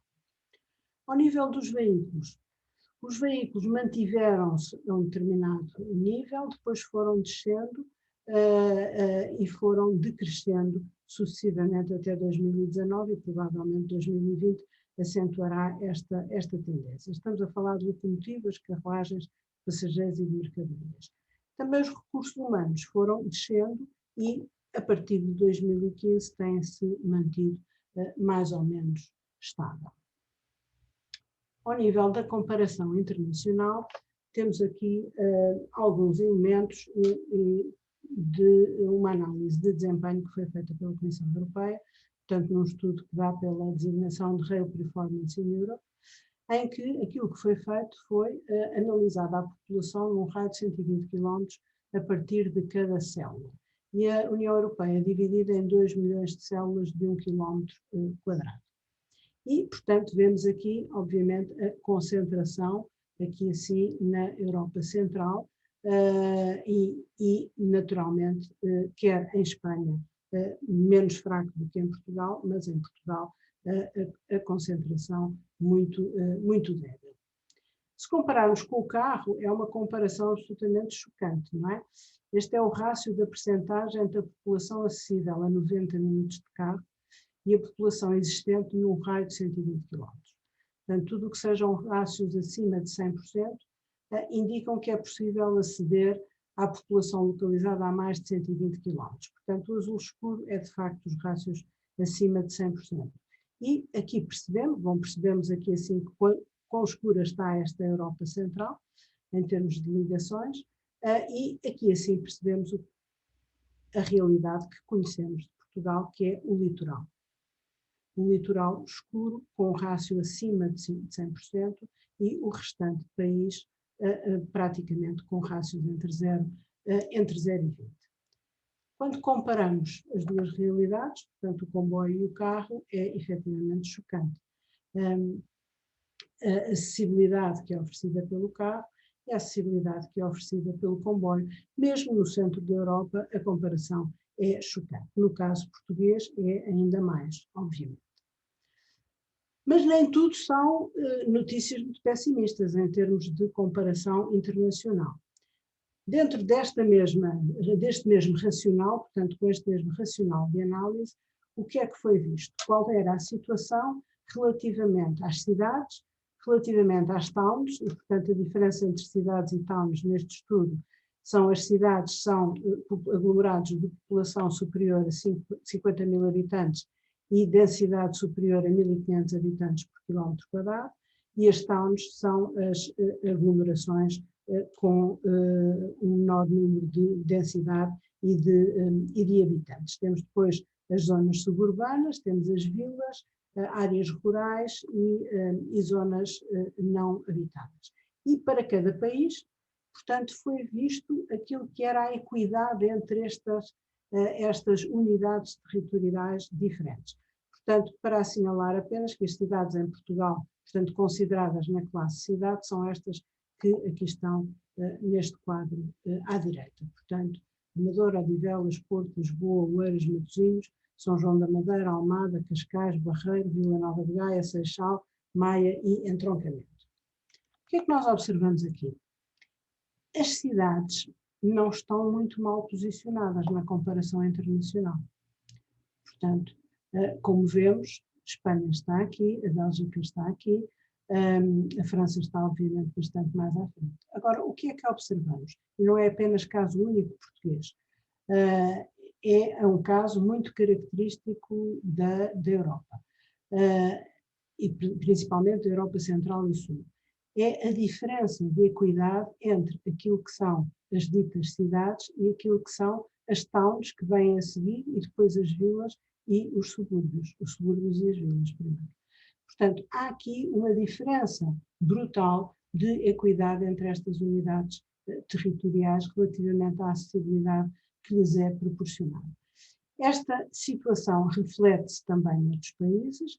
Em Espanha também acontece de uma forma muito acentuada e mesmo em França também se reflete de uma forma mais ou menos acentuada. Mas os restantes países, e em particular os países nórdicos e de leste, como vê, a diferença é muito pequena. Portanto, estão numa situação de maior equidade na coesão territorial proporcionada pela ferrovia. Em termos de desempenho comercial, portanto, pegamos apenas no ano de 2018 para ter uma melhor leitura e, portanto, esta informação vem do Eurostat. E desempenho comercial com um indicador que é passageiros quilómetros a dividir pela extensão da rede e multiplicado por 1/6 para poder ter alguma leitura. E aqui vemos que Portugal está muito próximo da média, tanto da média dos 27 como da média incluindo o Reino Unido. Portanto, não estamos muito mal relativamente à comparação internacional nos passageiros e, portanto, no desempenho comercial, por assim dizer. Portanto, o desempenho comercial é, na prática, transformar quilómetros de rede em utilização de passageiros, portanto, é servir a procura.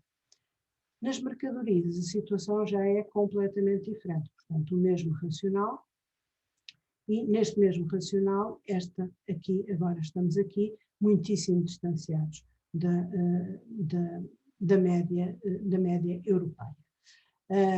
E, portanto, há aqui, obviamente, nos passageiros também, mas aqui em particular nas mercadorias, temos de facto muito para melhorar. Portanto, se quisermos, em vez de dizermos que estamos muito mal, eu acho que devemos dizer é que temos muito espaço para melhorar o nosso sistema ferroviário, e deve ser essa a lógica que preside ao plano ferroviário. O Plano Ferroviário Nacional é, sem dúvida, uma oportunidade. E é uma oportunidade de reverter a situação atual do setor, é uma oportunidade de reposicionar o ferroviário na nova realidade da mobilidade, assumindo o ferroviário como a espinha dorsal das cadeias de mobilidade e das cadeias de abastecimento, e abre uma janela de oportunidade para que, ao reposicionar-se este setor ferroviário, seja também possível que ele aumente a sua procura através de parcerias com outros modos e, portanto, reposicionando-se nestas cadeias. E isso é, de facto, uma diferença muito grande relativamente à filosofia anterior do ferroviário, que é um ferroviário que se basta a si próprio, e passarmos a ter um ferroviário que integra as cadeias modais e que se assume como espinha dorsal das cadeias modais. É necessário, por isso, definir de uma forma realista o papel estruturante deste modo no desenvolvimento das cidades e das regiões. Quais são os serviços que são necessários, quer nacionais, quer internacionais, quer passageiros, quer mercadorias, com que atributos e aonde. Portanto, temos que perceber no território onde é que estão as necessidades, onde é que estão as oportunidades e onde é que está o desenvolvimento estratégico também destes outros elementos que vão ser servidos pelo ferroviário. Portanto, temos aqui muita interação que tem que ser contemplada neste plano. É obviamente necessário rever o modelo produtivo, portanto, considerando todos os seus elementos, e portanto não é apenas a rede, mas é todos os elementos, de forma a que conseguirmos ganhar escala, fazermos consolidação de rotas, a concentrar ofertas e utilizar as parcerias intermodais para alargar as zonas de influência e com isso melhorar a rentabilidade. É necessário rever a abordagem comercial, obviamente, a atração de novos segmentos de mercado com propostas de valor, com ou sem parcerias modais. E cada caso é um caso e, portanto, dependendo do segmento de mercado, pode ser mais útil e mais eficiente abordar esse segmento através de uma parceria modal do que fazê-lo de forma unimodal. Cabe, por isso, à decisão pública definir a estratégia para a ferrovia e defini-la de uma forma flexível, de uma forma colaborativa e numa lógica de backcasting. Portanto, quais são os futuros possíveis e qual é o futuro que nós pretendemos chegar e os caminhos alternativos para lá chegar. E manter a sua permanente revisão e eventual ajuste. E para isso temos que ter estabilidade de objetivos, estabilidade de missão e capacidade adaptativa. Esta responsabilidade não pode ser passada para os privados. Não basta construir infraestruturas e passar para os privados a responsabilidade do sucesso, não. Esta responsabilidade tem que ser claramente assumida numa ótica estratégica e numa ótica de visão de futuro do país e da ferrovia ao serviço do país. Para que seja possível esta qualidade de decisão, é indispensável. E esta é uma expressão que usamos pouco e que seria desejada usarmos mais, que é a qualidade de decisão. Ela é absolutamente indispensável para podermos confrontar-nos com os desafios do futuro. E é indispensável institucionalizar o planeamento estratégico, que hoje está órfão, ninguém sabe muito bem quem é que é responsável por o fazer e com frequência ele não acontece. E, portanto, ao não acontecer, aquilo que os nossos sistemas são conduzidos por ações táticas, normalmente com níveis de rigidez elevados e irreversibilidade, por sua vez, e, portanto, sem olharmos o futuro nesta perspectiva de visão estratégica e por isso, não tomando decisões que podem vir a ser responsabilizadas no futuro e que têm que ser decisões transparentes, suportadas por análise independente e com rigor técnico. Não há falta de competências nacionais para o fazer, pelo contrário, mas há falta da noção e desta percepção de que qualidade de decisão é uma coisa muito importante neste país e é necessário assumir esta realidade. E por aqui me fico. Muito obrigada. Muito obrigado, Rosário. Acho que foi um bom complemento em relação às outras duas intervenções e eu permitia-me sublinhar aqui duas coisas que me parecem de realçar em relação a isso, não só os atributos que lhe atribuíste ao Sistema Ferroviário Nacional, mas sobretudo é esta ideia de que, mais de fazer uma prospecção, uma definição do que é que será a projeção das tendências, ter uma atitude mais proativa no sentido de caminhar para qualquer coisa que queremos atingir e que depois é declinado nos diferentes horizontes temporais, como disse o Paulo Pinho.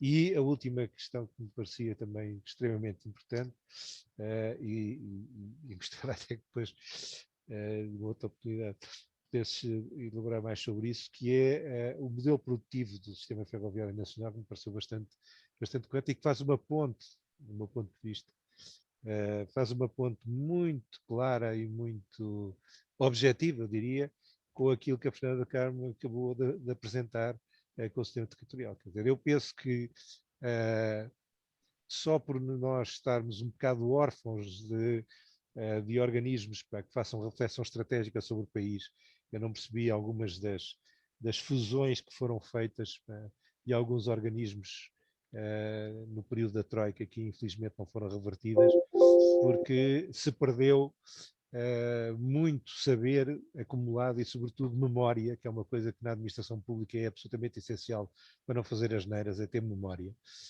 E houve uma decapitação completa de alguns serviços que tinham exatamente este tipo de missão em vários setores e outros mais integrados, de propor reflexões estratégicas para o futuro e que não são substituíveis por aquilo que são as intervenções mais setoriais, por maior voluntarismo e por maior abertura de cabeça que se possa ter. E, por exemplo, o trabalho que a Fernanda Carmo dirigiu na Direção-Geral do Território, que aqui nos apresentou no PNUPOT, é um bom exemplo disso, como é que mesmo a partir de uma visão que supostamente mais setorializada, se consegue ter uma visão integrada e alargada e contribuir para uma reflexão mais completa sobre o que é o país, o que é que ele pode ser, mas falta de facto depois a outra componente. E em relação a isto do modelo produtivo, eu penso que quando nós olhamos para os mapas que a Fernanda do Carmo aqui nos trouxe, e que são não só o diagnóstico, mas sobretudo depois aquilo que é a proposta do próprio PNUPOT, eu quase que diria que, juntando as pessoas certas, em meia dúzia de meses faziam um plano ferroviário nacional. Isto é, as coisas saltam de tal maneira à vista do que é que podem ser, pelo menos à escala estruturante. Depois, como foi dito e muito bem, e eu queria sublinhar isso que a Fernanda do Carmo disse, é necessário declinar o PNUPOT depois ao nível regional, porque é aí, ao nível, inclusivamente nas áreas metropolitanas, depois é aí que se vai jogar muito das coisas mais operacionais e mais táticas. Eu diria que, de facto, a partir daquilo, se nós nos ativermos àquilo que a Assembleia da República aprovou, uma boa parte da reflexão estratégica está ali, e agora era preciso era dar-lhe corpo. É um bocado esta a minha opinião. Eu não tenho ninguém inscrito no chamado bate-papo para intervir, e, portanto, aquilo que eu faria era uma curta segunda ronda em relação aos intervenientes, se quiserem comentar alguma coisa mais do que aquilo foi aqui dito, ou de que as intervenções dos outros colegas do painel suscitaram em relação àquilo que tinham inicialmente apresentado. Seguiríamos a mesma ordem, se estivessem de acordo. Alpinho.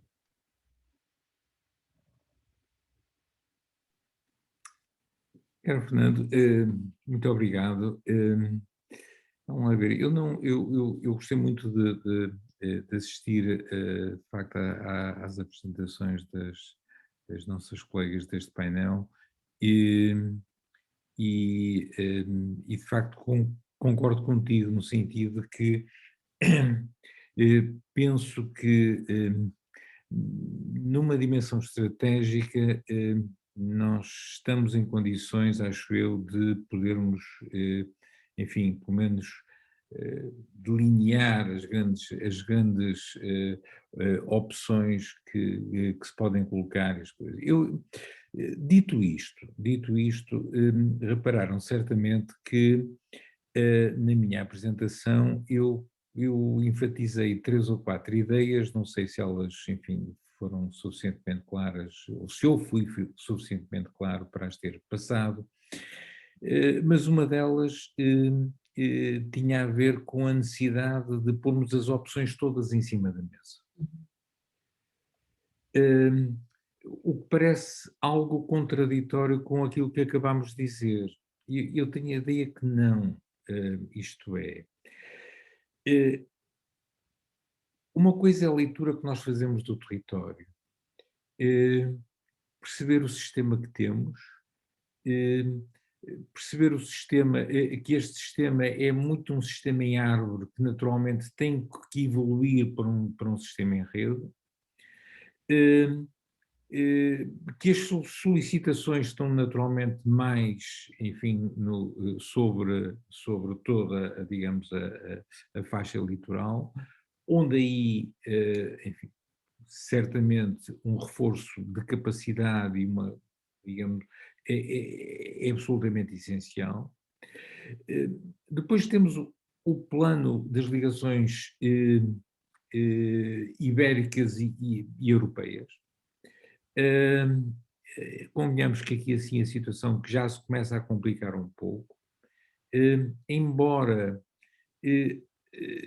por exemplo, eu acho que eu já disse isto num destes encontros, por exemplo, acho muito estranho como é que, tendo interesses comuns, tendo uma base económica com muitas semelhanças, o norte de Portugal e a Galiza não encabeçam uma estratégia conjunta, que me parecia essencial. Ela parece quase à vista, não é? Portanto, não é? Nós temos em Espanha um sistema muito, enfim, muito centralizado sobre Madrid, como nós sabemos, e estou sobretudo a pensar nos novos investimentos em bitola europeia, e digamos, e nós temos que rasgar um pouco esta visão madricêntrica, digamos. E, por exemplo, este debate, não é? Este plano abre aqui uma janela de oportunidade, como se diz agora, não é? Em que digamos, estas duas regiões têm interesses próprios, têm uma ligação muito próxima. Enfim, estamos aqui com algum tempo. Há dias li um livro delicioso sobre a história da nossa língua, Assim Nasceu uma Língua. Recomendo vivamente a quem leia, para perceber bem o que é que são, digamos, as nossas raízes na Galiza. E, portanto, enfim, há aqui alguns elementos-chave, não é? Alguns elementos-chave que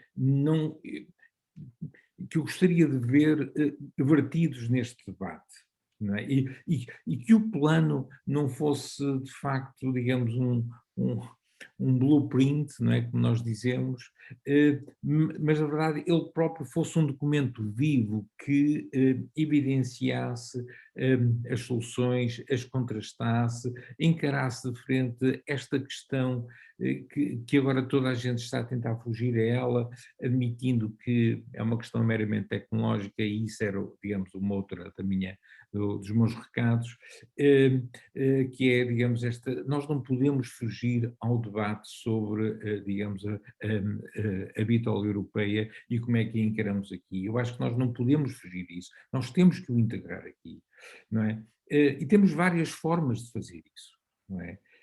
Percebendo que estamos a trabalhar em dois níveis diferentes, é uma possibilidade.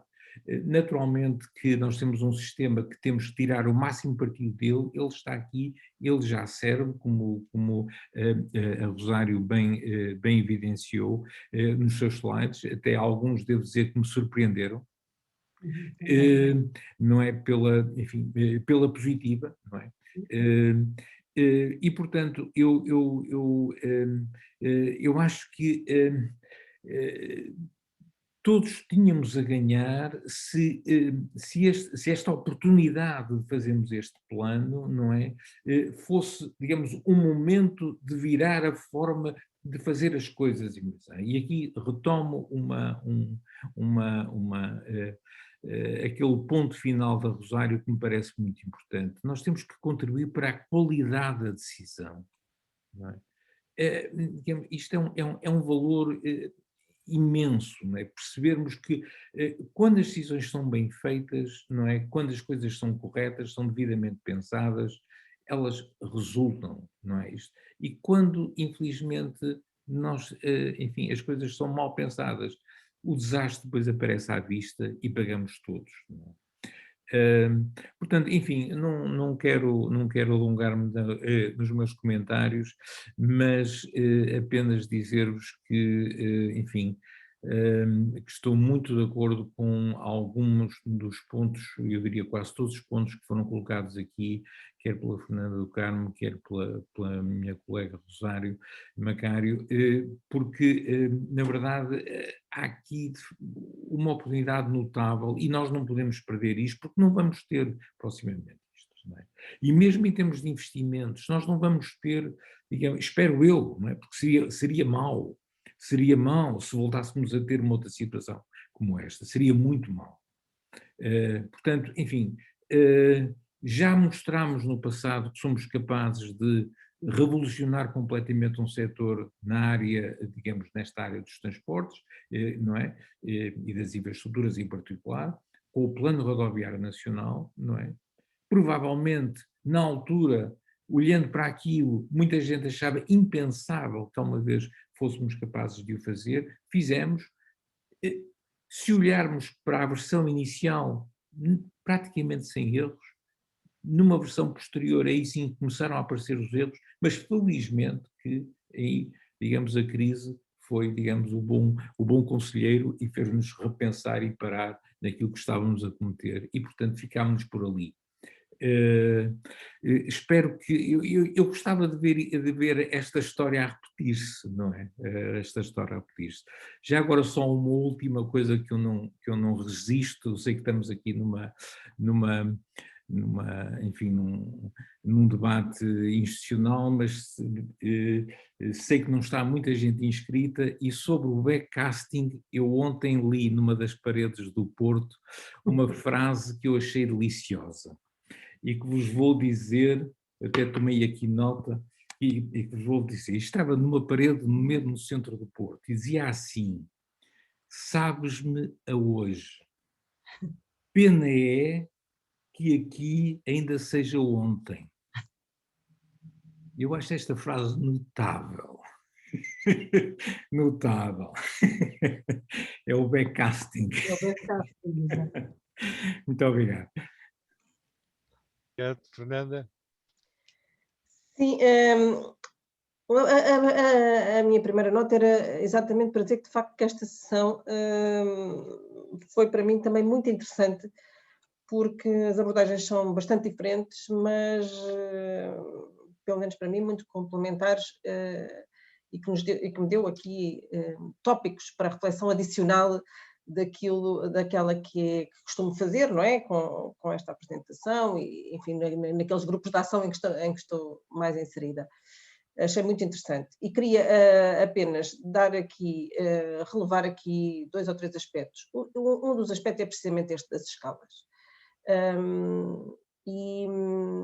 E o professor Paupinho referiu as escalas territoriais e a escala de tempo também, não é? Mas, sobretudo, esta escala territorial diversa. Nós vamos ter que pensar, de facto, a questão do Plano Ferroviário Nacional nestas várias escalas. Na escala ibérica, foi aqui mencionada esta relação próxima, muito próxima com a Galiza, mas há outras, na Extremadura, temos um plano de ação, uma cooperação estratégica com Espanha, afirmada num documento sobre as cidades transfronteiriças, a partilha de serviço, o mercado ibérico comum naquela área, enfim, como uma estratégia até de desenvolvimento daqueles territórios.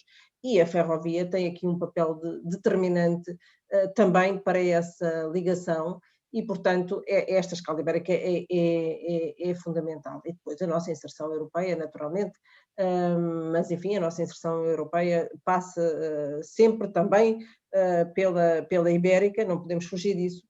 E, portanto, este diálogo com Espanha e também este alinhamento dentro das várias soluções, daquilo que estava aqui a falar, várias soluções em cima da mesa, porque a Espanha também tem mudado as suas opções, não é? Nós já vimos isso, eu já vi isso no planeamento regional, nos próteses da área metropolitana de Lisboa, do Oeste e Val do Tejo, com soluções que parecia que estavam fechadas do lado também de Espanha, e afinal não estavam, ou pelo menos não eram tão prioritárias, e foram feitas apostas noutras soluções consideradas depois mais prioritárias.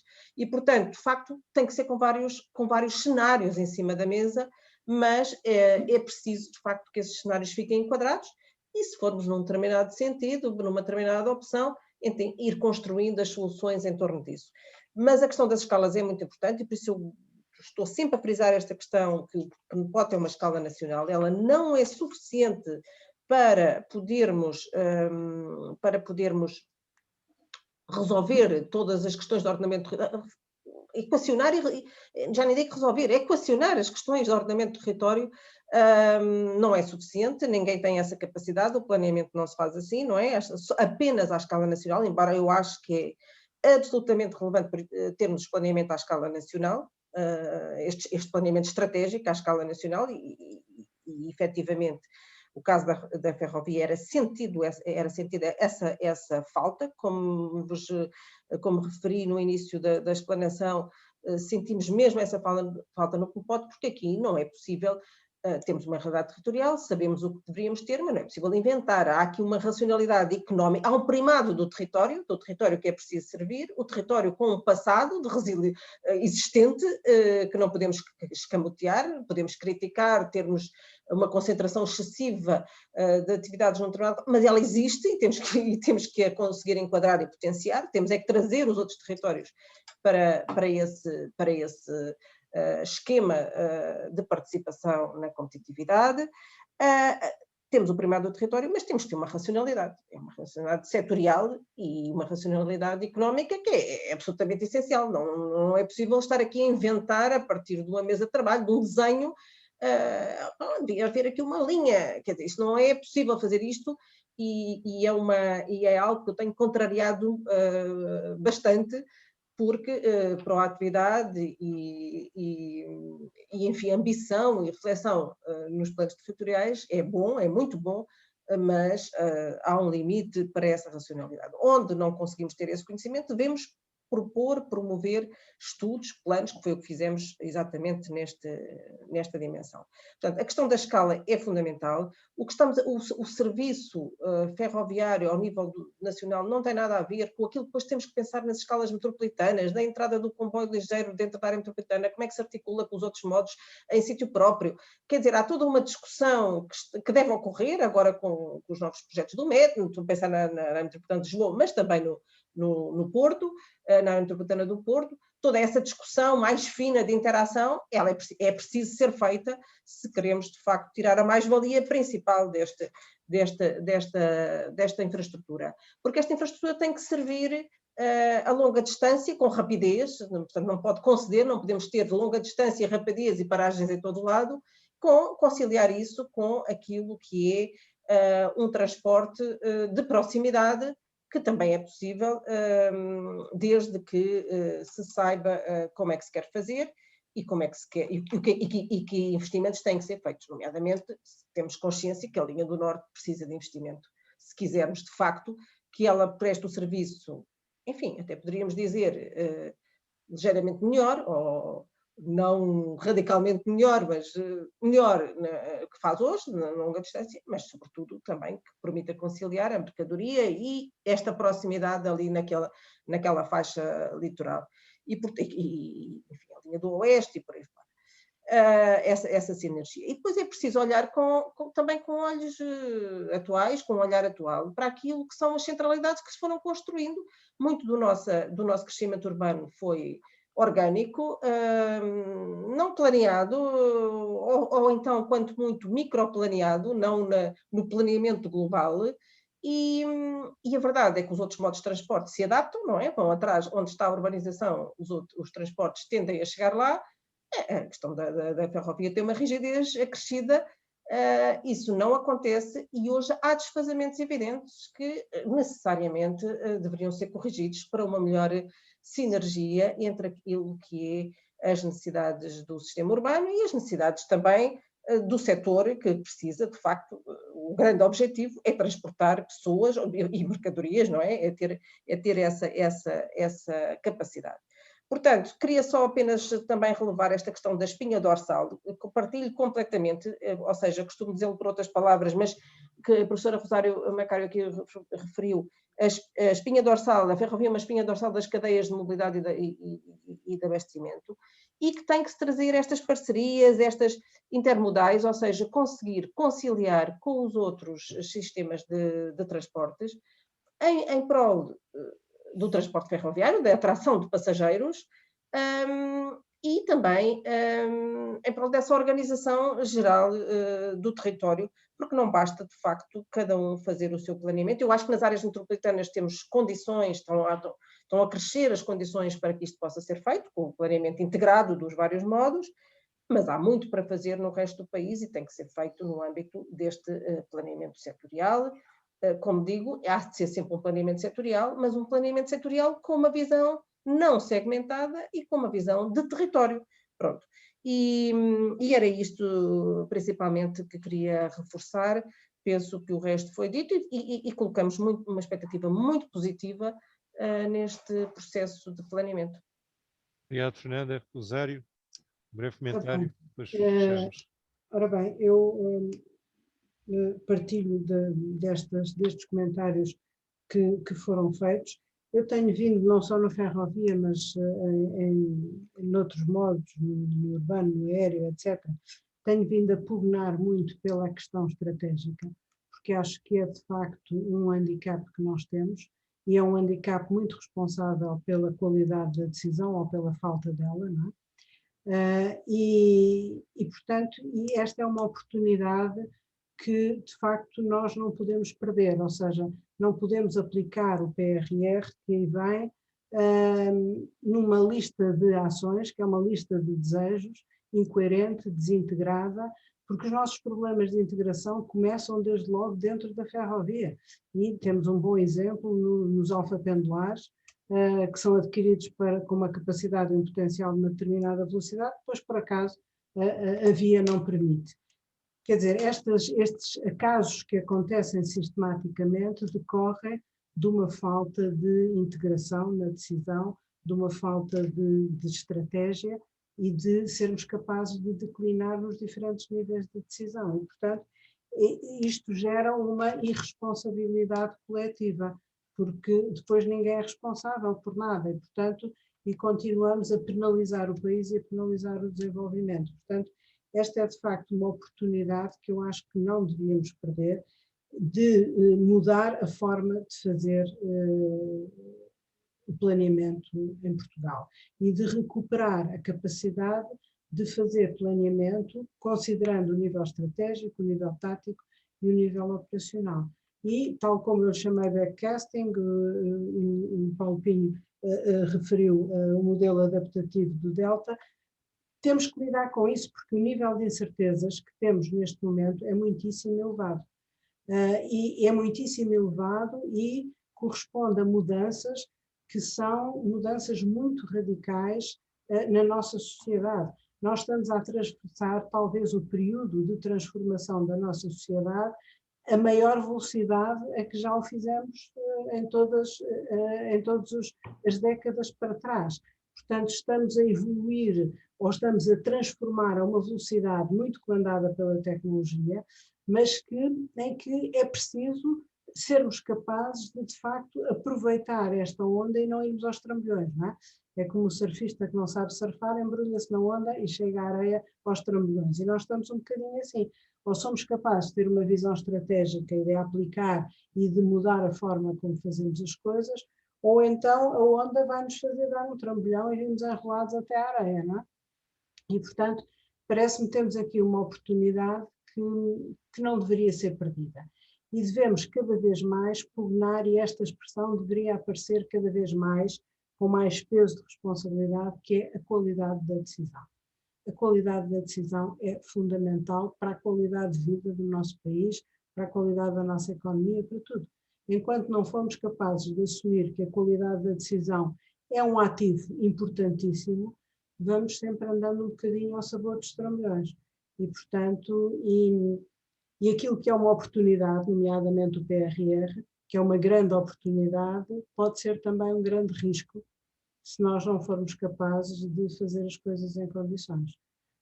E em vez de termos um planeamento com cabeça, tronco e membros de coerência, termos um shopping list de desejos, onde vamos aplicar uma quantidade extraordinária de dinheiro, não é? Com um custo de oportunidade, obviamente, altíssimo. E mais não digo. Muito obrigado, eu acho que foi uma sessão, pelo menos para mim, foi extremamente interessante. Eu acho que algumas, não terei a veleidade de estar a tentar fazer qualquer tipo de síntese, que também não era capaz de o fazer, e portanto acho que não faz muito sentido fazê-lo, mas não queria deixar de realçar duas ou três coisas, algumas ideias que me parece que poderão ser úteis para quem vier a tomar alguma decisão. Eu penso que a qualidade das decisões também tem muito a ver com a capacidade do contraditório do debate e, infelizmente, a orientação política dominante que tem vindo a prevalecer nos últimos anos, não me estou a referir em particular a um governo, ou este governo, nos últimos anos, vai muito mais no sentido de só tentar mobilizar aqueles a quem, à partida, não se espera grandes problemas ou grande tipo de contestações. E acho que isso é uma perda muito grande. Se vocês virem, começaram a fazer um pouco a história, a Fernando Carmo acompanhou isso muito bem, nessa altura também, daquilo que foram os primeiros próteses que foram feitos e depois aquilo que tem vindo a ser, tirando, com algumas exceções, como é evidente, como sempre existe nestes casos, quando se trata com questões humanas. Nestes últimos tempos nós estamos a perder uma capacidade muito grande de contraditório, de colocar em cima da mesa não só as diferentes opções, como o Paulo Pinto falava, do ponto de vista do modelo, digamos assim, mas também do ponto de vista de como é que olhamos para o futuro. Eu acho que isso é uma perda grande e eu acho que isso vai nos impossibilitar, de facto, de melhorarmos essa qualidade de decisão de alguma forma. A outra coisa que me parece é de que, tendo muito por base aquilo que é o PNUPOT e aquilo que são as suas visões mais integradoras e estratégicas, eu creio que é relativamente claro, pelo menos para mim isso é relativamente claro que nós podemos ter um sistema que começa por ser um sistema em árvore, mas que se vai completando para um sistema em rede, porque já existem centralidades regionais suficientes, algumas delas com determinada proximidade, que vão permitir a sua integração numa rede. Não se passará de um sistema arborescente para um sistema em rede, e aí encontramos outra vez a questão da escala temporal, que me parece que foi muito bem realçada, mas que vai permitir logo nos primeiros passos já ter algumas redes, e isso tem muito a ver com as ligações com a Galiza, com a Andaluzia, com a zona raiana do país. Eu penso que isso aí tem articulações, como tem depois, porque alguma parte do interior e a sua ligação, como é que ele se articula com o litoral, aí partes de redes começam a ter relativas evidências quando olhamos para o território, para aquilo que é a sua ocupação humana e aquilo que é a sua concentração de atividades económicas que exige este tipo de transporte. E por outro lado, por último, eu parece-me que, e pegando muito naquilo que falou a Fernanda do Carmo e a Rosário, que acentuaram um bocado isso também, explicitando algumas das ideias que o Paulo Pinho também tinha apresentado, eu penso que este plano ferroviário nacional deve ser um plano extremamente enxuto. Né? Isto é, no meu ponto de vista, ele não deve ter a tendência para responder a todo tipo de procura e a todo tipo de situações, a todo tipo de escalas. Ele deve ter um tipo de pormenorização, se assim se pode chamar, muito diferente.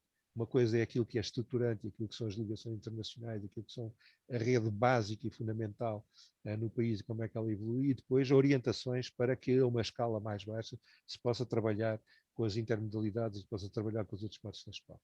E, portanto, não ter a tentação de resolver como é que a linha de Cascais se articula agora com os outros suburbanos de Lisboa e com o sistema urbano, para dar um exemplo concreto que está em cima da mesa, mas trabalhar à escala nacional e da sua integração internacional para já ibérica, e depois dar orientações sobre os tais princípios que a Rosário sistematizou bastante bem, para que, noutras escalas, possam trabalhar tendo em conta as realidades presentes. E é isto que eu chamaria um plano ferroviário nacional enxuto, isto é, não desenhar tudo, não ter a preocupação de desenhar tudo, mas desenhar aquilo que é a matriz fundamental, aquela que deve ser mais perene ao longo do tempo, e depois poder ter a maleabilidade e a capacidade suficiente para ir respondendo às coisas. Por mim é tudo. Acho que passaria a palavra ao Tomás Leiria Pinto para encerrar a sessão, se ele ainda não estiver a ouvir. Acho que está, pelo menos está aqui assinalado como tal. Penso que foi umas boas 2 horas úteis e, para mim, sobretudo agradáveis, vos rever. A Rosário vou vendo um pouco mais, a Fernanda e o Paulo já um pouco menos. Pelo menos, quanto mais não seja, através destas novas tecnologias, a gente pelo menos vai-se vendo desta maneira.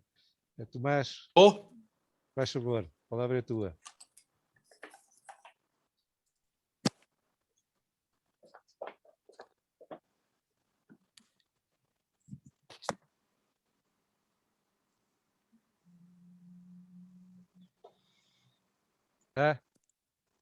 Não te estamos a ouvir, pá. Nem a ver. Nem a ver, nem a ouvir. Mas estás presente. Estou? Agora estamos a ouvir. Sim.